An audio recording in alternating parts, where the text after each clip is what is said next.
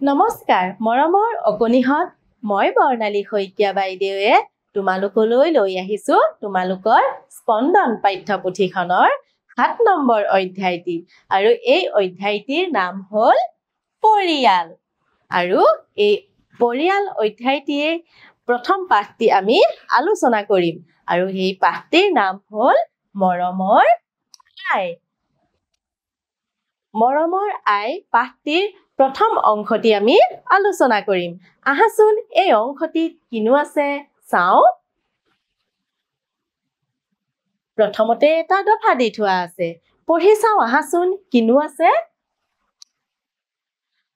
আয়ে আমাক সৰুৰে পৰাই হিয়া উজাৰি মৰম কৰে, যত্ন লয়।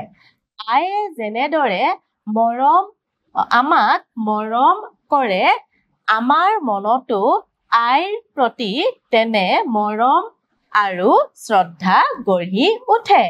মৰমৰ আই কবিতাটোত মাতৃ আৰু সন্তানৰ মাজৰ সম্পৰ্কৰ প্ৰতিফলন ঘটিছে।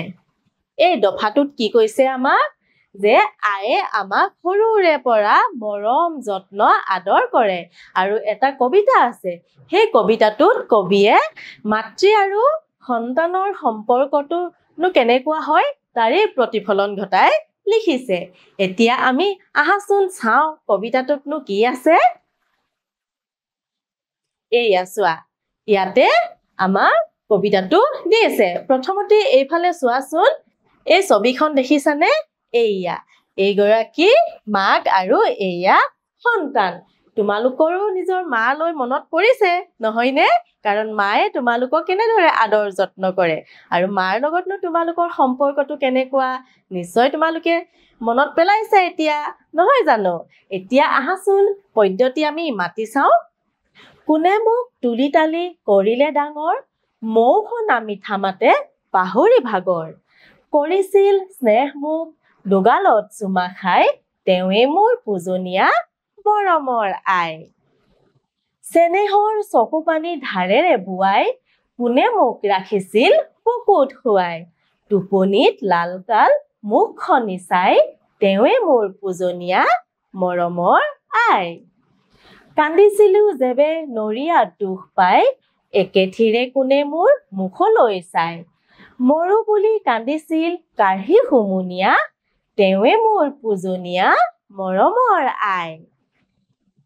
হৈছিলো থিয় যেবে অ'ত ত'ত ধৰি, পৰিলেনো কোনে গৈ ততালিকে লৰি। নিচুকাইছিল মোক নাম গুণ গাই, তেওঁৱে মোৰ পূজনীয়া মৰমৰ আই। মোৰ প্ৰতি এনে যাৰ মৰম অসীম, কেনেকৈ সিজনাক মই পাহৰিম। চেনেহ ভকতি মোৰ বাঢ়োক সদায়, তজু চৰণত হেৰা মৰমৰ আই। আৰু এই কবিতাটি কোনে লিখিছিলে? কবি আনন্দ চন্দ্ৰ আগৰৱালা।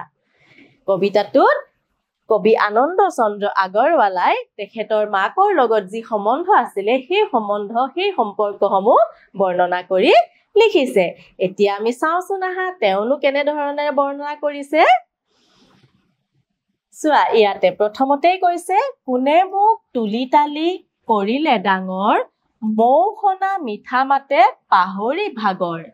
কৰিছিল স্নেহ মোক দুগালত চুমা খাই, তেওঁৱে মোৰ পূজনীয়া মৰমৰ আই। কি কৈছে ইয়াত?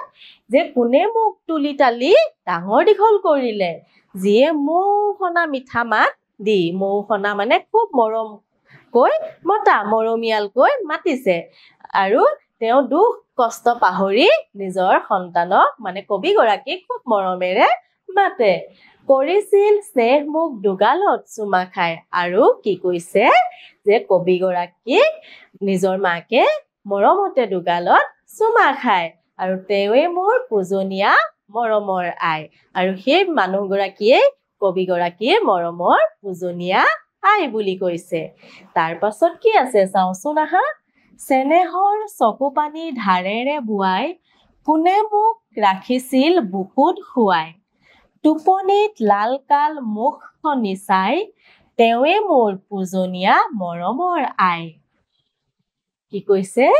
চেনেহৰ চকু পানী ধাৰেৰে বোৱাই মাকে মৰমতে চেনেহতে তেখেতৰ চকু পানী ওলাই যায় আৰু নিজৰ বুকুত শুৱাই লৈছিলে এইটোতো সকলোৱে কৰে নহয়নে তোমালোকৰ মায়েও কৰে নহয় জানো ঠিক তেনেদৰে কবিগৰাকী মাকেও কৰিছিলে টোপনিত লালকাল যেতিয়া কবিগৰাকী শুই থাকে তেতিয়া কবিগৰাকীৰ মুখখনলৈ চাই থাকে আৰু সেই মহিলাগৰাকী হ'ল কোন পূজনীয়া মৰমৰ আই তাৰ পাছত চাওঁ আহাচোন কান্দিছিলো যেবে নৰিয়া দুখ পাই একেথিৰে কোনে মোৰ মুখলৈ চাই মৰু বুলি কান্দিছিল কাঢ়ি হুমুনিয়া তেৱে মোৰ পূজনীয়া মৰমৰ আই ইয়াত কি কৈছে কান্দিছিলো যেবে নৰিয়া দুখ পাই নৰিয়া মানে কি বেমাৰ ৰোগ যেতিয়া ৰোগ হৈছিল কবিগৰাকী তেতিয়া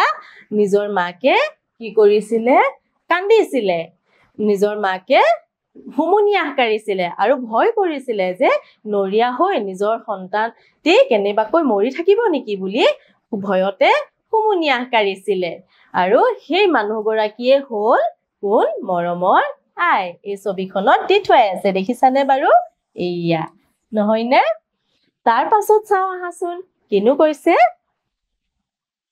হৈছিলো থিয় যেবে অত তত ধৰি পৰিলেনো কোনে গৈ ততালিকে লৰি নিচুকাইছিল মোক নাম গুণ গাই তেৱে মোৰ পূজনীয়া মৰমৰ আই যেতিয়া কবিগৰাকীয়ে খোজ কাঢ়িবলৈ শিকিছিলে তেতিয়া য'ত ত'ত ধৰি থিয় হ'বলৈ শিকিছিলে তেতিয়া পৰিছিলে আৰু পৰোতে ততালিকে গৈ লৰি গৈ নিজৰ মাকে ধৰিছিলে গৈ ধৰি তাৰ পিছতে কি কৰিছিলে কান্দিলে মানে নাম গুণ গাই কবিগৰাকীক নিচুকাইছিল আৰু সেই মহিলাগৰাকীকে কবিয়ে কি কৈছে মৰমৰ পূজনীয়া আই বুলি কৈছে তাৰ পাছত চাওঁ আহাচোন মোৰ প্ৰতি এনে যাৰ মৰম অসীম কেনেকৈ সিজনাক মই পাহৰিম চেনেহ ভকতি মোৰ বাহুক সদায় তজু চৰণত হেৰা মৰমৰ আই কবিয়ে শেষত কি কৈছে যে কবিৰ প্ৰতি যাৰ ইমান মৰম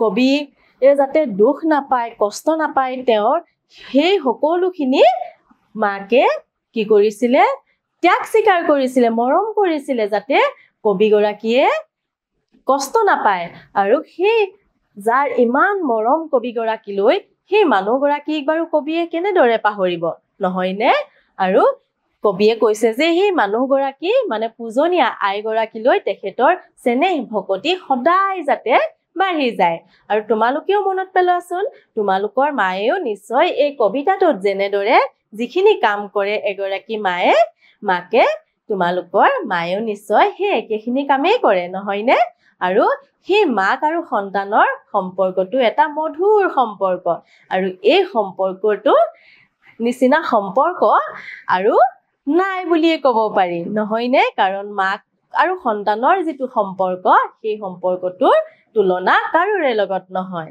এতিয়া বুজি পালানে তোমালোকে নিশ্চয় বুজি পাইছা নহয়নে ইয়াৰ পাছত চাওঁ আহাচোন কিনো আছে ইয়াতে কিছুমান প্ৰশ্ন দি থোৱা আছে পঢ়ি চাওঁ আহাচোন কিনো আছে 1 নম্বৰ মৰমৰ আই পদ্যটোৰ কবিগৰাকীৰ নাম কি আমি পাই আহিছিলো নহয় কি আছিল বাৰু কোৱাচোন আনন্দ চন্দ্ৰ আগৰৱালা গতিকে আমি ইয়াত কি লিখিম আনন্দ চন্দ্ৰ আগৰৱালা নহয়নে তোমালোকেও কবিগৰাকীৰ নাম মনত ৰাখিবলৈ যত্ন কৰিবা নেকৈ আনন্দ চন্দ্ৰ আগৰৱালা এতিয়া আমি চাওঁ আহাচোন তাৰ পাছতনো কি আছে 2 নম্বৰ প্ৰশ্ন ইয়াতে এটা খালি ঠাই আছে আহাচোন কিনো আমাক খালি ঠাই পূৰ কৰিবলৈ দিছে চাওঁ টোপনিত লালকাল মুখখনি চাই তেৱে মোৰ পূজনীয়া কি হ'ব বাৰু মৰমৰ আই নহয়নে মৰমৰ আই নহয় জানো তোমালোকে নিশ্চয় এই পদ্ধতি বুজি পালা আৰু তোমালোকে এই পদ্ধতি পঢ়িবলৈ যত্ন কৰিবা মৰমৰ অকণিহঁত এই অংশটি ইমানতে সামৰিছো আগন্তুক দিনত এটি নতুন অংশ লৈ পুনৰ আহিম ধন্যবাদ